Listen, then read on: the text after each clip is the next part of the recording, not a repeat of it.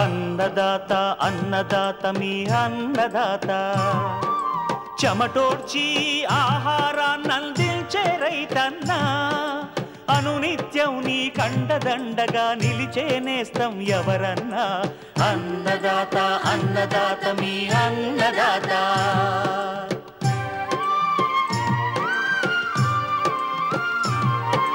నూతన రీతుల సాగుబడికి నూరింతలు పెరిగే దిగుబడికి సూచనలిచ్చే సస్య రక్షణకు పశు పోషణకి శాస్త్ర విజ్ఞానం అందించి ముందుకు నడిపే తెలుగు రైతు భారతదేశానికి మకుటం అయ్యేలా తీర్చిదిద్దే ఆశయంతో మిమ్ము మేలు కొలిపేది అన్నదాత అన్నదాత అన్నదాత మీ అన్నదాత అన్నదాత అన్నదాత మీ అన్నదాత.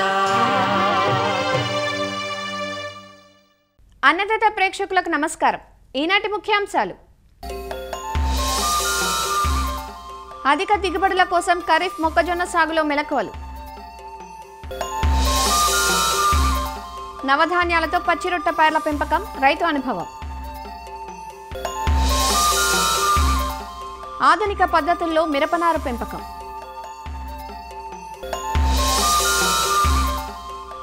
ఇంకా జై కిసాన్ వ్యవసాయ సమాచారం.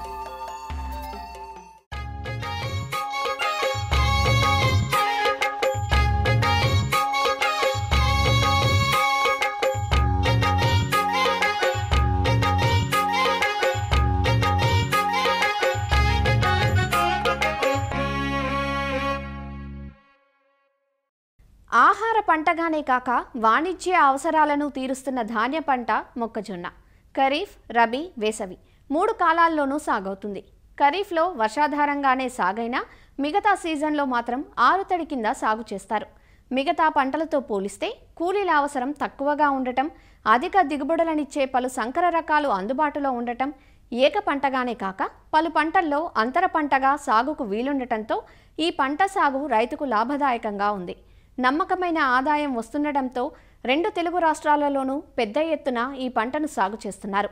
కానీ గత కొన్ని సంవత్సరాలుగా చీడపీడలు, ముఖ్యంగా కత్తెర పురుగు వంటివి ఆశించి పంటకు అపార నష్టం కలిగిస్తున్నాయి.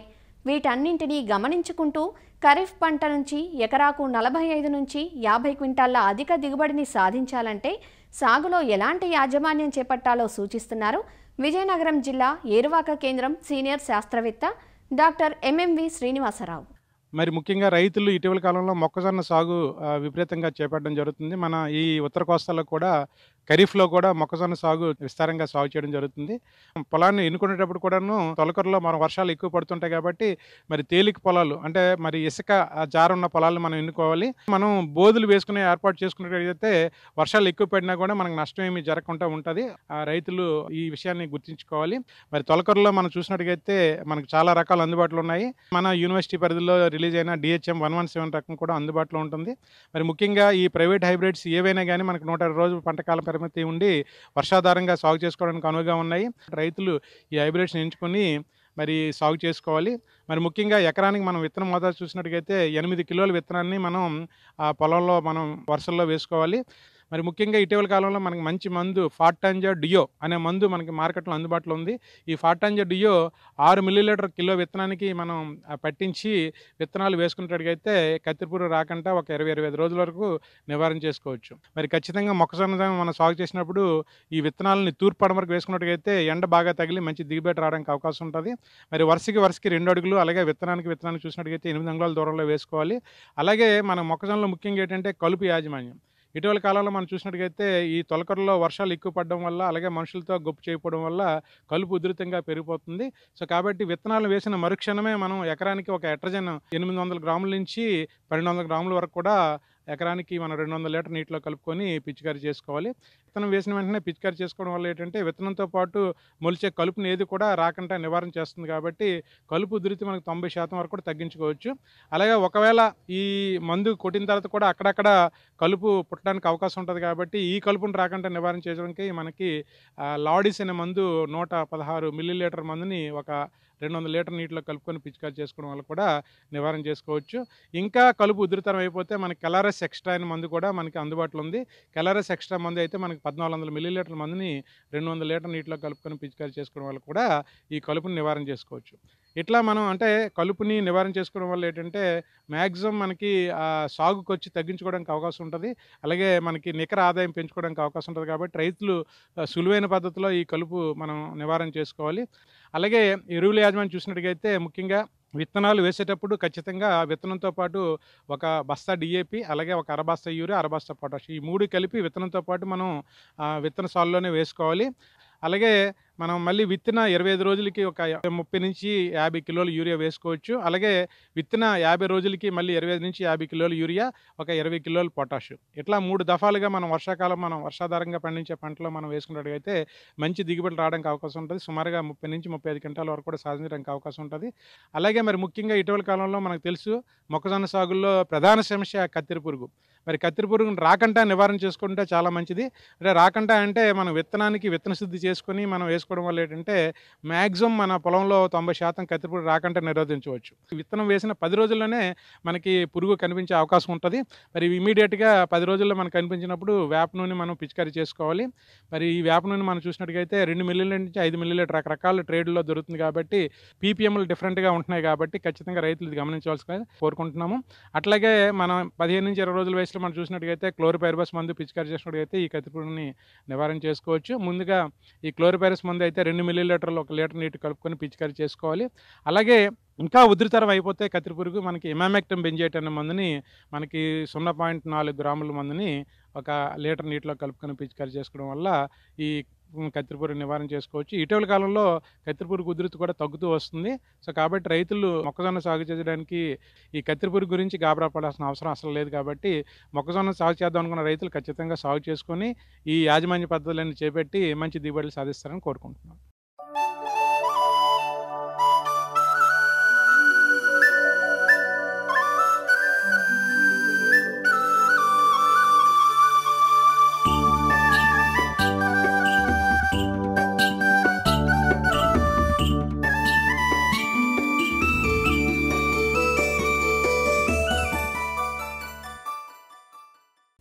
వ్యవసాయంలో రోజురోజుకు పెరుగుతున్న రసాయనాల వాడకంతో వ్యవసాయ ఉత్పత్తులు కలుషితమైపోతున్నాయి. నిస్సారమైన ఆహారాన్ని తీసుకోవడం వల్ల అది మనకు మేలు చేయకపోగా పలు రకాల సమస్యలు రావడానికి పరోక్షంగా కారణమవుతున్నాయి. వీటిని అధిగమించాలంటే ముందు పంటలు పండించడంలో మార్పు చేసుకోవాలి. సాధ్యమైనంత వరకు సేంద్రియ సాగు విధానాలను అవలంబించాలి. సేంద్రియ ఎరువుల్లో పశువుల ఎరువు, కోళ్ల ఎరువు, వానపాముల ఎరువు వంటివి ఎన్నో ఉన్నా పచ్చిరొట్ట పైర్ల పెంపకం వల్ల రైతులకు చాలా వరకు ఖర్చు తగ్గుతుంది. పచ్చిరొట్ట పైర్లలో అధికంగా జనుము, జీలుగా, కొద్ది మొత్తంలో పెసర, పిల్లి పెసర వేసుకుంటూ ఉంటారు. అయితే నవధాన్యాలతో పచ్చిరొట్ట పైర్లను పెంచితే భూమిలో సేంద్రియ కర్బనం బాగా పెరుగుతుందంటూ గత 20 ఏళ్లుగా సేంద్రియ వ్యవసాయం చేస్తున్న ఖమ్మం గ్రామీణ జిల్లా ముత్తుగూడెంకు చెందిన రైతు అనుముల రామ్రెడ్డి తన అనుభవాలను ఇలా తెలియజేస్తున్నారు. గత 23 సంవత్సరాల నుంచి నేను పూర్తిగా ఆర్గానిక్ సేద్యం చేస్తున్నా. అంటే మా నాన్నగారి కాడి నుంచే వారసత్వంగా మాకు గేదెలు, ఆవులు ఉన్నాయి 50 ఏళ్ల నుంచి, 53 ఏళ్ల నుంచి. వాటి వ్యర్థాలని వేస్ట్ చేయకోకుండా వర్మి కంపోస్ట్ పెద్ద యూనిట్ పెట్టి ఈరోజు ఒక 25 మందికి ఉపాధి కూడా కల్పించడం జరుగుతుంది. అయితే ఆర్గానిక్ సేద్యంలో మొట్టమొదటిది ఏంటంటే నవధాన్యాలతోటి పచ్చిరొట్ట ఎరువు వేయాలి. అది వేస్తేనే భూమిలో సేంద్రియ కర్బనం పెరుగుద్ది. మన రైతులు చేసే పొరపాటు ఏంటంటే ఏదో ఒకటి జీలుగు, జనుమో, లేకపోతే పెసర, పిల్లి బిసర ఇలాంటిది ఏదో ఒకటే వేస్తున్నారు. అలా కాకోకుండా 1 ఎకరానికి 5 కేజీల జీలుగులు, 5 కేజీల జనుములు, 2 కేజీల బొబ్బెర్లు, 2 కేజీల మినుములు, 2 కేజీలు సద్దలు, 2 కేజీల పిల్లి బిసర్లు, 1/2 కేజీ ధనియాలు, 1/2 కేజీ మెంతులు, 1/2 కిలో నువ్వులు, అంటే మొత్తం 9 రకాలు. ఈ 9 రకాలు మీరు కలుపుకొని 1 ఎకరానికి ఆ రైతుకి ఎన్ని ఎకరాలు ఉంటే అన్ని ఎకరాలకు ఆ రేషియోలో కలుపుకోవాలి. కలుపుకొని మే 25 వరకు చల్లుకుంటే చాలా మంచిది. 9 రకాల నవధాన్యాలు తీసుకొని ముందు ఒక పట్టాలో పోసి చక్కగా కలపాలి, అన్నీ కలపాలి. ఎందుకంటే సన్నగింజ భూమిలో అడుక్కు వెళ్ళిపోతుంది. అన్ని సమపాలల్లో కలుపుకొని అవి మనం తీసుకునేటప్పుడు కూడా చల్లేటప్పుడు కూడా మంచిగా కింది నుంచి చేయబెట్టి తీసుకొని పల్చగా చల్లుకోవాలి. చల్లే ముందు భూమిని ఒకసారి దున్నాలి. ఒకసారి దున్నిన తర్వాత ఇవి చల్లి ఇంకొకసారి దున్నితే సరిపోతుంది. నీరు అవకాశం ఉండి నీరు పెడితే మాత్రం బ్రహ్మాండంగా మొలుస్తుంది. ఒకవేళ నీరు అవకాశం లేని రైతులు ఇక వర్షం పడ్డాకనైనా మొలుస్తుంది. కాకపోతే ఏంటంటే నీరు అవకాశం ఉంటేనో జర్మినేషన్ అనేది 100% వస్తుంది. సుమారు 25 రోజులది ఇది. మధ్యలో కొంచెం వర్షాలు తేడా వచ్చింది కాబట్టి తగ్గింది కొంత. అదే వర్షాలు మంచిగా వస్తే ఇంకా కూడా ఎత్తెదిగేది. మేము జూన్ 20న నారు పోసాము. జూన్ 20 లోపు మళ్ళీ జూలై 20 లోపు నాటేయడానికి మేము ప్రిపేర్ అవుతున్నాం. దీన్ని 40 రోజుల వరకు ఈ విధంగా పెంచి ఇప్పుడు ఇది 25 రోజులు, 20 నుంచి 25 రోజుల పైరండి ఇది ఇంకా 15 రోజులు ఉంచుతాము. మేము నారు పోసాము. నాటు కూడా 20 నుంచి 25 రోజుల లోపు నాటేస్తే మంచిది. ఎన్ని నెలల పైరైతే అన్ని 5 రోజులు. 4 నెలల పంట అనుకోండి, 4 5లు 20 రోజులు. 5 నెలల పంట అయితే 5 5లు 25 రోజుల నారు నాటేసుకోవాలి. ఈ నారు టైం వచ్చేసరికి ఇది ఇంకా మనకి ఒక మీటరు ఎదుగుద్ది. ఎందుకంటే ఇంకా మనకి సేంద్రియ కర్బనం, ఈ పచ్చిరొట్ట ఎరువు ఇంకా కొంచెం ఎక్కువ వస్తుంది. ఈ నవధాన్యాలతోటి పచ్చిరొట్ట ఎరువులు మేము క్రమం తప్పకుండా వేస్తున్నాం. దీనివల్ల ఏంటంటే మనకి భూమి నత్రజని, భాస్వరం, పొటాషే కాకోకుండా ఒక 14 రకాల ఉప పోషకాలు కూడా లభ్యమవుతాయి. దీంతో పాటు సేంద్రియ కర్బనం పుష్కలంగా వస్తుంది. మనకి ఆర్గానిక్ వ్యవసాయంలో ముఖ్యంగా అసలు భూమిలో సేంద్రియ కర్బనం 1 నుంచి 2% ఉండాలి. ఇప్పుడు అది 0.2% పడిపోయింది. ఆర్గానిక్ వ్యవసాయంలో కూడా మేము దిగుబడులు తగ్గకోకుండా 35 నుంచి 40 బస్తాల వరకు కూడా పండించగలుగుతున్నాం. 1 ఎకరానికి 35 బస్తాలు దిగుబడి వచ్చినా 35 బస్తాలు మనం 1 ఇయర్ తర్వాత స్టాక్ పెట్టి మరబట్టిస్తే ఒక బస్తాకి 50 కేజీలు వస్తాయి. అప్పటికప్పుడు అయితే 1 ఇయర్ స్టాక్ పెడతాం కాబట్టి కొంచెం కొక్కు, కొద్దిగా పురుగు అవి ఇది తిన్నా కానీ 45 కేజీల బియ్యం వస్తాయి. అది ఒక బస్తాకి. అట్లా 35 బస్తాలు ఇంటూ 45 చొప్పున లెక్కేస్తే టోటల్గా మనకు 1 ఎకరానికి 1,35,000, 1,30,000 నుంచి 35,000 ఆదాయం వచ్చే అవకాశం ఉంది.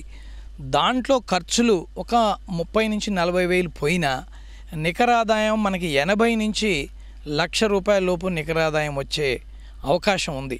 ప్రతి రైతు కూడా ఈ విధంగా తయారు చేసి భూమిని కాపాడాలి, పర్యావరణాన్ని కాపాడాలి, ప్రజల ఆరోగ్యాన్ని కాపాడాలి.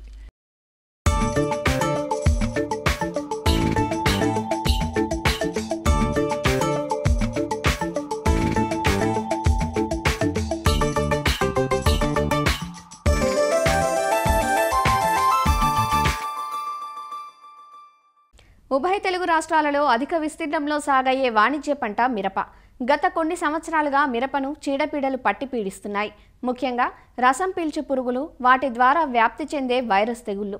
వీటిని అరికట్టాలంటే విత్తన ఎంపిక నుంచే తగిన జాగ్రత్తలు తీసుకోవడం ఎంతైనా అవసరం.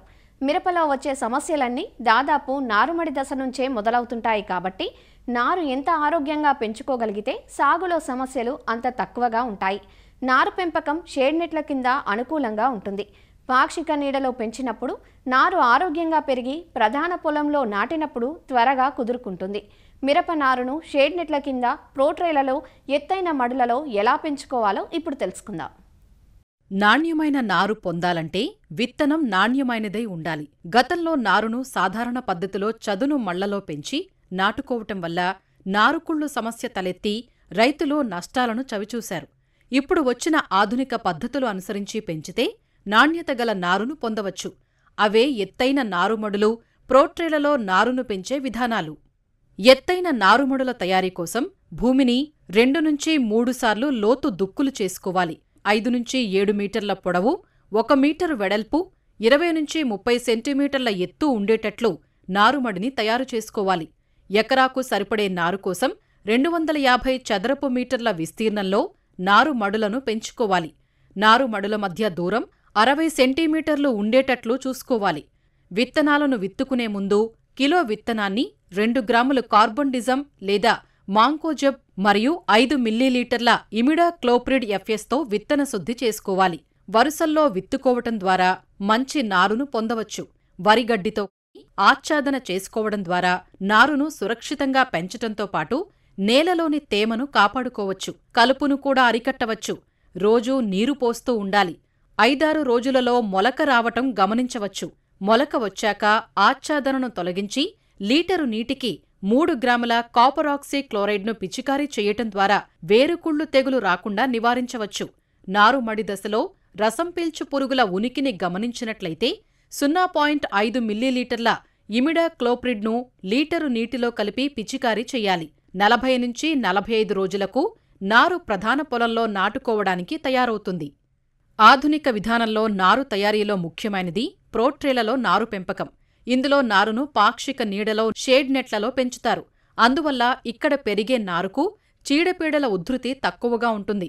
ప్రోట్రేలలో నారును పెంచటానికి 98 రంధ్రాలు కలిగిన ప్లాస్టిక్ ట్రేలను ఎంపిక చేసుకోవాలి. ట్రేలను అమర్చుకోవడానికి బెడ్లను తయారు చేసుకోవాలి.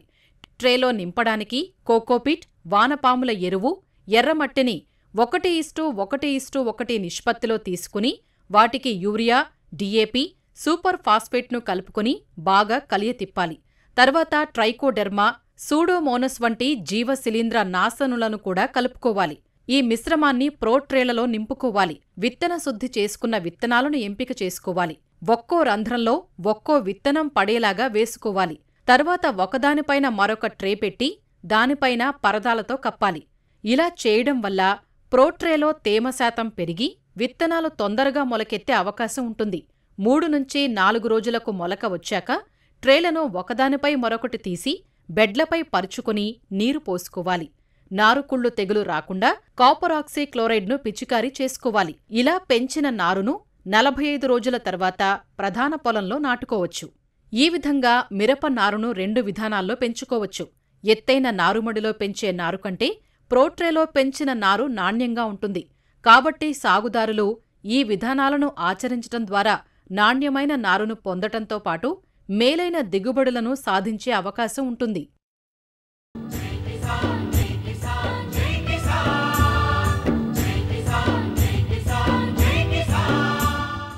వ్యవసాయ సమాచారం ఇప్పుడు జై కిసాన్లో చూద్దాం.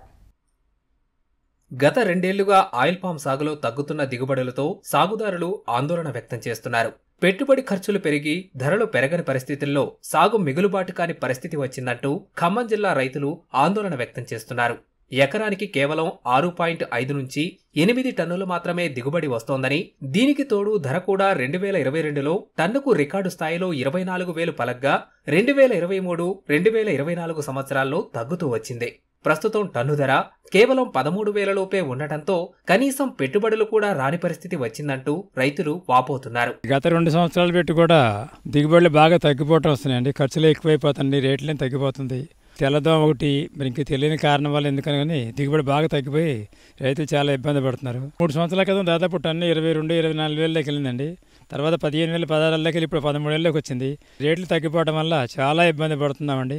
దాదాపు మాకు ఎకరానికి 40 నుంచి 50,000 పెట్టుబడి అవుతుందండి. ఈ 4 టన్నులు 5 టన్నులు 70,000, 60,000 కంటే ఎక్కువ రావట్లేదండి. దిగుబడి సంవత్సరం తగ్గిపోతుంది కానీ పెరిగే అవకాశాలు ఏం కనపట్లేదు. వాతావరణం అనుకూలంగా లేకపోవటం, ఎండలు ఎక్కువ వేడి ఉండటం వల్ల బోర్లు లోనకి నీళ్లు గ్రౌండ్ వాటర్ డౌన్ అయిపోవటం ఒకటి, బాగా పామాయిల్ పండియాలంటే చాలా ఇబ్బందికరంగా ఉంది. ఈ వాతావరణం అనుకూలించక పామాయిల్ చాలా దారుణంగా పరిస్థితులు పడిపోయినాయి. ఇదివరకు వచ్చిన దిగుబడికి ఇప్పుడు దిగుబడికి చాలా తేడా వచ్చింది. రైతు ఖర్చులు చూస్తేనేమో విపరీతంగా పెరిగిపోయినాయి. ఈ రోజున ఈ వ్యవసాయానికి ప్రోత్సాహం లేదు. ఏ సంవత్సరం తగ్గించడమే కానీ పెంచడం లేదు. 3 సంవత్సరాల నాడు 24,600 రూపాయలు ఉంది. ఆ తర్వాత 18,000కి వచ్చింది, 12,000కి వచ్చింది. ఇవాళ 11,000, 13,000 కొందకు వచ్చింది. ఈ రోజున దిగుబడి తగ్గిపోయింది, రేటు కూడా డౌన్ చేశారు. ఏ నెలకు ఆ నెల పెరిగిద్ది అనుకోవడం ఆశపడతాం రైతు. ఈ నెల వచ్చేపాటి 900 నుంచి 800, పెంచితేనేమో 50 రూపాయలు, 70 రూపాయలు, కట్ చేస్తేనేమో 100 రూపాయల కాడి నుంచి 800 వరకు కట్ చేస్తాడు. అలా ఉందని చాలా దారుణంగా ఉంది పరిస్థితి. రాష్ట్రంలోనే అత్యధికంగా పామాయిల్ సాగుకు ఉమ్మడి ఖమ్మం జిల్లా కేంద్రంగా ఉంది. ఖమ్మం, భద్రాద్రి కొత్తగూడెం జిల్లాల్లో కలిపి దాదాపు 150,000 ఎకరాల్లో పామాయిల్ సాగులో ఉంది. సాగుకు ప్రభుత్వం నుంచి ప్రోత్సాహకాలు అందడం, ధరలు సైతం ఆశాజనకంగా ఉండటంతో సాగు విస్తీర్ణం పెరుగుతూ వచ్చింది. అయితే గత 2 ఏళ్లుగా ధరల్లో ఆశించినంత పెరుగుదల లేకపోవడం, దిగుబడులు తగ్గడంతో రైతులు ఆందోళన చెందుతున్నారు. ఏటా ఏప్రిల్ నుంచి అక్టోబర్ వరకు తోటల్లో దిగుబడులు వస్తున్నాయని, ఈసారి జులైలోకి ప్రవేశించిన గెలల సంఖ్య తగినంతగా లేదని వాపోతున్నారు. మారిన వాతావరణ పరిస్థితులు, తెల్లదోమ అధికంగా సోకటం వంటి కారణాలతో దిగుబడులు తగ్గుతున్నాయంటూ చెబుతున్నారు. తెలంగాణలో ముఖ్యంగా దమ్మపేట, సోరాపేటలో ఆయిల్ పామ్ పంట ఎక్కువగా పండిస్తూ ఉంటారు. ఈ మధ్యకాలంలో ఏమిటంటే మనకి టెంపరేచరు 45 డిగ్రీలు 50 డిగ్రీల మధ్యలో మనకి రావటం వల్ల పామాయిల్లో దిగుబడి తగ్గిపోతూ ఉంటుందండి. ముఖ్యంగా దానికి తోడు మన వాళ్ళు ఏంటంటే రసాయనిక ఎరువులు ఎక్కువ వేస్తూ ఉండటం వల్ల అది కూడా దానికి అంటే మా సాయిల్లో ఏంటంటే విపరీతమైన వాటర్ పెడుతూ ఉంటాము.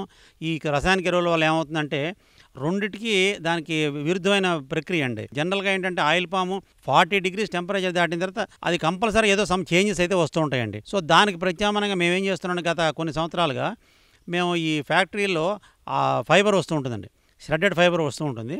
బెంచెస్ ఆడిన క్రూడ్ వచ్చిన తర్వాత ఆ ఫైబర్ వల్ల ఏమవుతుందంటే మనకి వాటరు మనకి సేవ్ అవుతూ ఉంటుంది.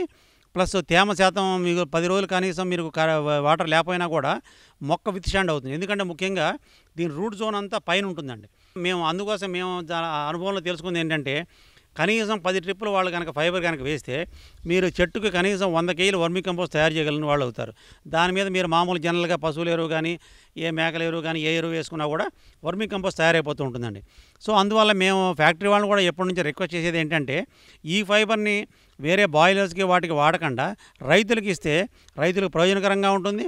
దానివల్ల రైతుల్లో దానికి ఆయిల్ కంటెంట్ పెరుగుతుంది, దిగుబడి పెరుగుతుంది, గెల్లో బరువు పెరుగుతుంది, మనం వాటర్ కూడా సేవ్ చేసుకునే వాళ్ళు అవుతాం. ఎందుకంటే పీక్ సమ్మర్లో వచ్చే టెంపరేచర్కి మనం ఏ నీళ్లు పెట్టినా కానీ మనం ఆపలేమండి, ఎందుకంటే డ్రై అయిపోతూ ఉంటుంది కాబట్టి. సో మేము ఈ తోట ఏంటంటే దగ్గర 27 సంవత్సరాలు అయిపోయిందండి.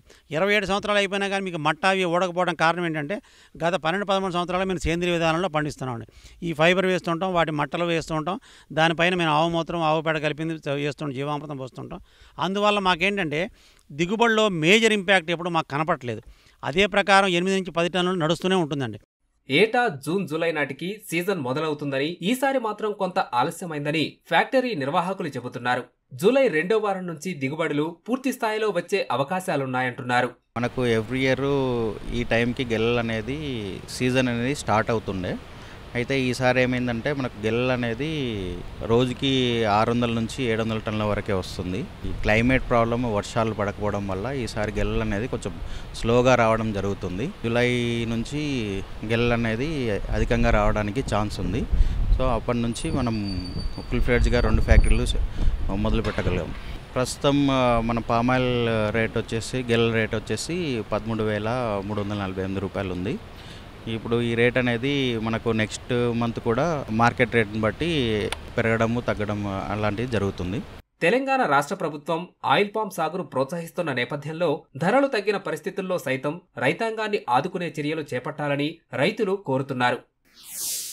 కృషి విజ్ఞాన కేంద్రాల స్వర్ణోత్సవ ఉత్సవాల్లో భాగంగా పశ్చిమ గోదావరి జిల్లాలోని వెంకటరామన్నగూడెంలోని డాక్టర్ వైఎస్ఆర్ ఉద్యాన విశ్వవిద్యాలయంలోని కేవీకేలో స్వర్ణోత్సవ వేడుకలు జరిగాయి. రైతులు, గ్రామీణ యువత, మహిళలు, ఔత్సాహికులకు వ్యవసాయ మరియు అనుబంధ రంగాలలో సేవలను అందించేందుకు కృషి విజ్ఞాన కేంద్రాలు ఎంతో తోడ్పాటునందిస్తున్నాయని ఈ కార్యక్రమానికి ముఖ్య అతిథిగా హాజరైన హైదరాబాద్ నాంలోని కార్యనిర్వహణ అధికారి డాక్టర్ సెంథిల్ వినయగం తెలియజేశారు. నూతన పథకాలు సాగులో సాంకేతికతను వారికి చేరువ చేస్తున్నాయని వివరించారు. ఈ కార్యక్రమానికి కేవీకే అధికారులు, శాస్త్రవేత్తలతో పాటు చుట్టుపక్కల గ్రామాల రైతులు హాజరయ్యారు. కృషి విజ్ఞాన కేంద్రం వెంకటరామన్నగూడెం 2010వ సంవత్సరంలో స్థాపించబడి పశ్చిమ గోదావరి జిల్లాలోని 25 మండలాల్లో వ్యవసాయ, ఉద్యాన, పశుపోషణ, మత్స్య, అనుబంధ రంగాల్లో రైతులకు అవసరమైనటువంటి సేవలు అందించడంలో ముందుంటోంది. 2024వ సంవత్సరాన్ని కృషి విజ్ఞాన కేంద్రాల స్వర్ణోత్సవ సంవత్సరంగా ప్రకటించారు. మొదటి కృషి విజ్ఞాన కేంద్రం 1974వ సంవత్సరంలో పాండుచేరిలో స్థాపించబడి అంచెలంచెలుగా రైతులకు వ్యవసాయ అనుబంధ రంగాల్లో నూతన సాంకేతిక విధానాలను అందించడానికి, గ్రామీణ యువత, మహిళలను వ్యవసాయ అనుబంధ రంగాల్లో నైపుణ్య శిక్షణల ద్వారా తదనుగుణంగా స్వయం ఉపాధి రంగాల్లో ప్రోత్సహించడానికి ఏర్పాటు చేయబడిన ఈ కృషి విజ్ఞాన కేంద్రాలు దేశవ్యాప్తంగా 731 కృషి విజ్ఞాన కేంద్రాలు 11 జోన్ల వారీగా పనిచేస్తున్నాయి. ప్రస్తుతం కృషి విజ్ఞాన కేంద్రం వెంకటరామన్నగూడెంలో కృషి విజ్ఞాన కేంద్రాల స్వర్ణోత్సవ సంబరాల్లో భాగంగా స్వర్ణోత్సవ జ్యోతిని జూలై 5-6 తారీఖుల్లో కేవీకేలో ప్రదర్శించి ఈ ప్రాంత రైతులను సమాయత్తం చేసి శిక్షణలు నిర్వహించడం జరిగింది. మరిన్ని విభిన్న అంశాలతో రేపటి అన్నదాతలో మళ్ళీ కలుసుకుందాం. అంతవరకు సెలవు. నమస్కారం. అన్నదాతలు తమ సందేహాలు సమస్యలను 1800-425-4085 టోల్ ఫ్రీ నెంబర్లో ఉదయం 10 గంటల నుంచి 11 గంటల మధ్య పని దినాలలో సంప్రదించగలరు.